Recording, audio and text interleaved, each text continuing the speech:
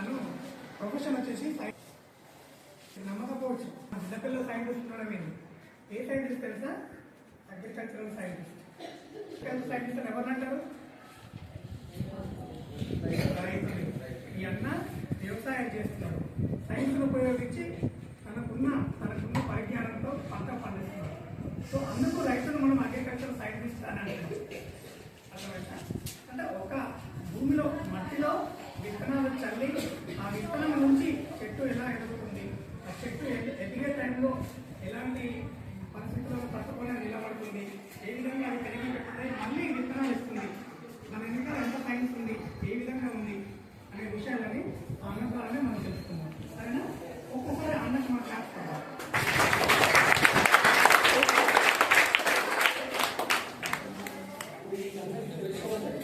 మాట్లాడదురా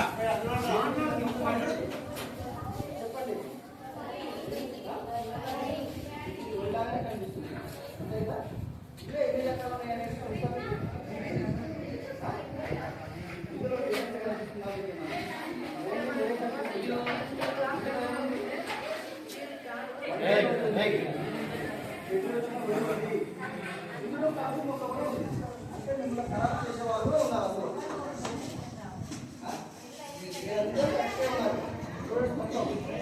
కానీ మిమ్మల్ని ఖరాబ్ చేసేవాళ్ళు కూడా పక్కన ఉంటారు కొంతమంది. అంటే ఒక కలుపు మొక్కలాగా. ఓకేనా? ఇలాంటి కలుపు మొక్కలు అనేది తీసేసుకుంటే మన లైఫ్ కూడా సెట్ అవుతుంది. పిల్లలు కూడా మీకు చెప్పేది నేను ఒకసారి, మనం ఒక మొక్క ఎక్కేటప్పుడు, మనం చదువుకునేటప్పుడు కూడా మన పక్క వాళ్ళు కొంతమంది ఖరాబ్ చేస్తుంటారు. ఆ ఖరాబ్ అనేది ఏంటంటే ఇక్కడున్న మొక్కలోనే ఉంటారు. ఇప్పుడు మనం ఏంటి ఒరే కదా, ఈ ఒరేంటి అన్ని విధాలుగా మనం చదువుకుంటూ పోతుంటేనే మనం కరెక్ట్ చదువుకోగలుగుతాం.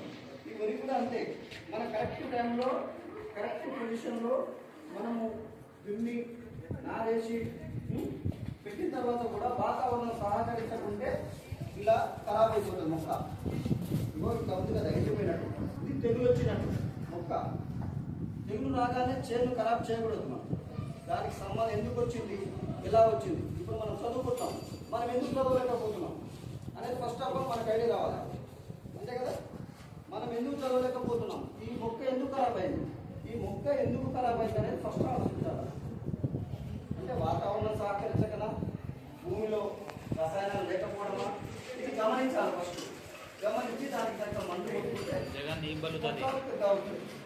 అలాగే మనం కూడా చదువు కూడా అన్నాడు, మనం కూడా చక్కగా పక్క వాళ్ళతో పోల్చుకొని మంచిగా చదివే వాళ్ళతో డిస్కషన్ చేసుకొని చదవాలి. లేదంటే ఇలా తుమ్మపోస వచ్చి ఇలా చూడు మొక్కలాగానే ఉంది, వర్షం లాగానే ఉంది, కానీ వర్షం కాదు. మన పక్కన కూడా ఇలాగనే ఉంటారు అందరూ.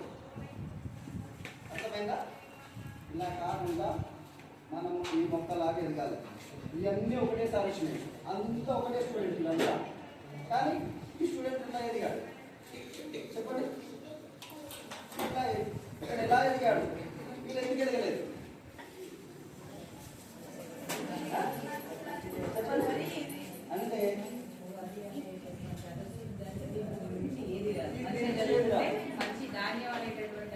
ఇలా ధాన్యం అనేది వచ్చేసరికి 10 మందికి మనము ప్రపంచానికి అన్నం పెట్టగలుగుతాం. లేదంటే ఇలా కలుపు మొక్క ప్రకారంగా పోతే మనం దేనికి పనికిరాము. ఓకేనా? అర్థమైందా? మనం ఇలా మొక్క ఇప్పుడు అన్నీ ఒకటేసారి వచ్చినాయి, అందరూ ఒకటేసారి జాయిన్ అయ్యారు కాలేజ్లో, స్కూల్లో. చూడు జాయిన్ అయిన వాళ్ళు మంచిగా చదువుకున్నవాడు ఎట్లా ఎదిగాడు, చదువుకున్నవాడు ఎట్లా చూడు ఎట్లా అయిపోయాడు. ఈ అసలు చదవడం ఇట్లా ఇలా కలుపు మొక్కలాగా అయిపోయి దేనికి పనికిరాకుండా అయిపోయాడు. మరి ఇందులో ఎలా కావాలనుకుంటున్నారు ఇదంతా చెప్పండి? ఇలా కావాలనుకుంటున్నారు స్ట్రాంగ్గా. అంతేనా? మనం ఏం చేసినా ఎట్లా ఉండాలి, బేసిక్ ఏసే ఉండాలి. ఇలా ఖరాబ్ అయిపోతే మన లైఫ్ కూడా ఖరాబ్ అయిపోతుంది. అంతేనా? ఇప్పుడు ఇది అవసరం లేదు. ఇప్పుడు ఎందుకంటే ఇప్పుడు ఇంతమంది పెట్టుబడి ఎక్కువ పెట్టేవాళ్ళు, ఇప్పుడు పెట్టుబడి అవసరం లేదు.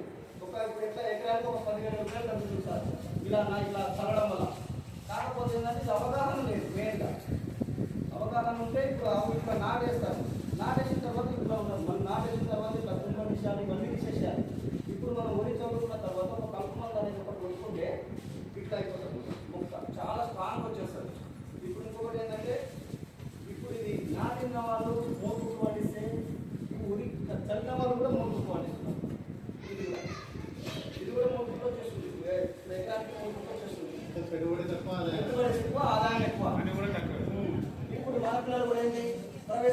పెట్టుబడి ఎక్కువ, రాబడి తక్కువ ఉంది. మన గవర్నమెంట్ స్కూల్ ఏముంది? పెట్టుబడి తక్కువ ఉంది, ఆదాయం ఎక్కువ ఉంది. వీరు కూడా గవర్నమెంట్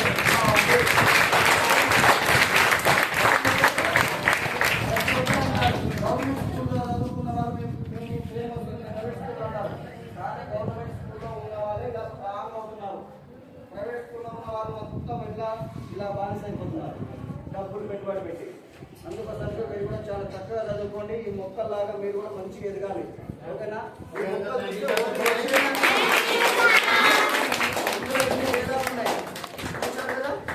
ఓకేనా?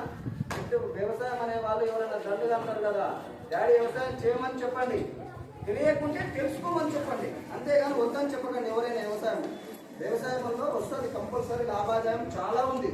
కాకపోతే అవగాహన లేకపోవడం సార్. ఇక్కడ ఇప్పుడు ఇదే మొక్కకి ఈ మొక్కకి ఎంత తేడా ఉంది సార్? ఇది చాలా తేడా ఉన్నది. ఎందుకంటే వాళ్ళకి తెలియకపోవడం బాగా.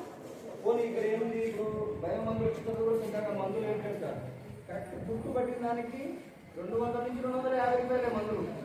ఇప్పుడు తెలియక 1000 రూపాయలు 15 పెట్టి చేస్తారు. అది కానే కాదు. ఫస్ట్ ఏంటంటే దీని రోగం గుర్తుపట్టి మందులు కొట్టడమే కరెక్ట్. అదంతే. ఎందుకంటే చాలా మంది తెలియట్లేదు అసలు ఎట్లా చేసేది. ఏంటంటే ఇట్లా చదివే పంతలేని అనేది ఒక అవగాహన చాలా వెళ్ళిపోయింది. అది కాదు. మెయిన్గా దానికి కొంచెం మెయింటెనెన్స్ చేసుకుంటూ వస్తే 30% అవుతుంది. ఓకేనా?